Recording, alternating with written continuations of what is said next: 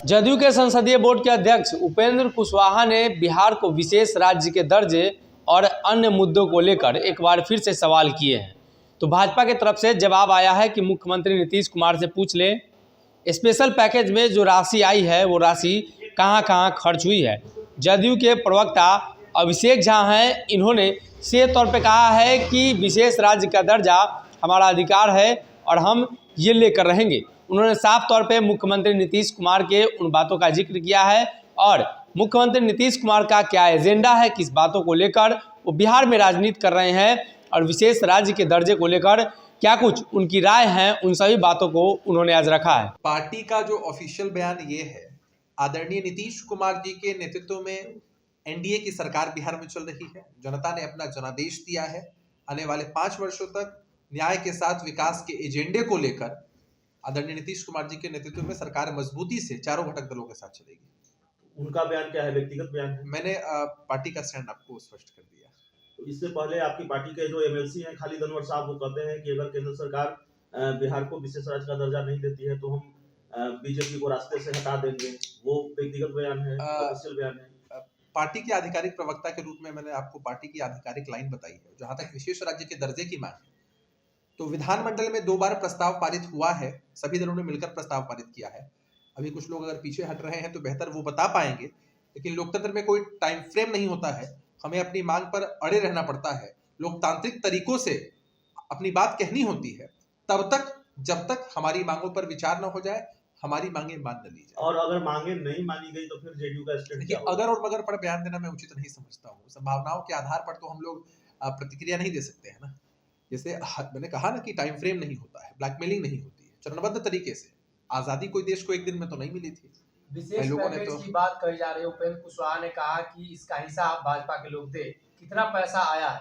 भाजपा की तरफ से जवाब आया है कि मुख्यमंत्री नीतीश कुमार के पास पैसा आया है, बेहतर होगा मुख्यमंत्री से जवाब ले। देखिए, जो विशेष पैकेज मिला है केंद्र की सरकार की तरफ से, कहाँ खर्च हुआ है वो तो रिपोर्ट्स में है, लेकिन आप मंशा समझिए।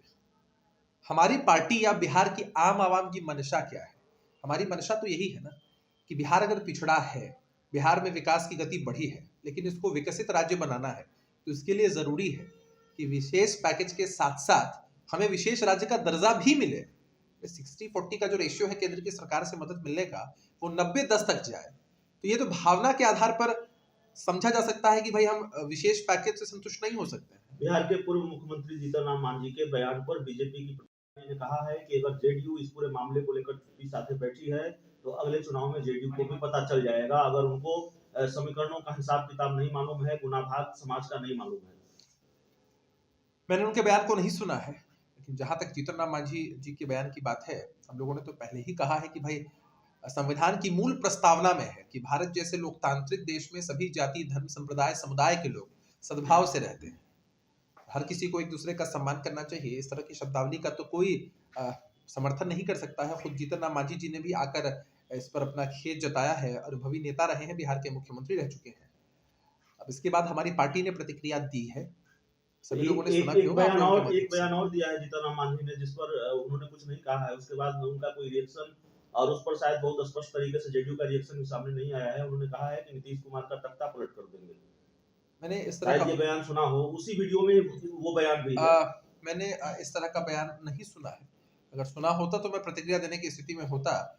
हमारी पार्टी ये जानती है, मानती है, समझती है, बिहार की आम आवाम भी समझती है कि आदरणीय नीतीश कुमार जी के नेतृत्व में एनडीए में 4 घटक दलों की सरकार मजबूती से न्याय के साथ विकास के एजेंडे पर चल रही है। बेरोजगारी यात्रा और बेरोजगारी रैली पर क्या कहेंगे? मुझे लगता है कि तेजस्वी यादव जी को सबसे पहले वो तरकीब स्पष्ट करनी चाहिए।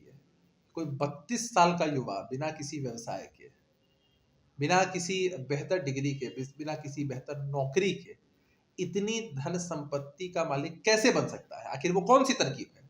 बिहार के युवा भी जानना चाहते हैं कि सफलता का वो कौन सा मूल मंत्र है। ये सिर्फ पैटर्नल है, यह सिर्फ अनुकंपा के आधार पर है, या सच में कोई टेक्नोलॉजी ऐसी हो सकती है? तो ये लोग अपनी राजनीतिक बेरोजगारी दूर करना चाहते हैं, इसलिए जो बिहार के युवा है उनको भटकाने की कोशिश करते हैं। लेकिन आप लोग देख लीजिएगा, जिस तरह से बिहार की जनता ने इनको हमेशा नकारा है, ठीक उसी तरह से इनकी यह जो यात्रा होगी उसको भी नकारेगा बिहार का युवा।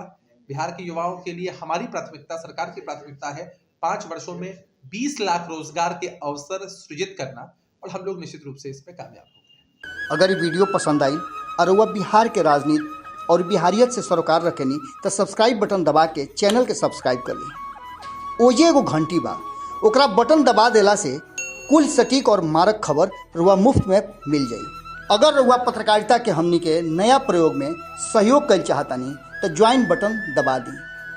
पेटीएम नंबर नोट कर ली 9386816700। धन्यवाद।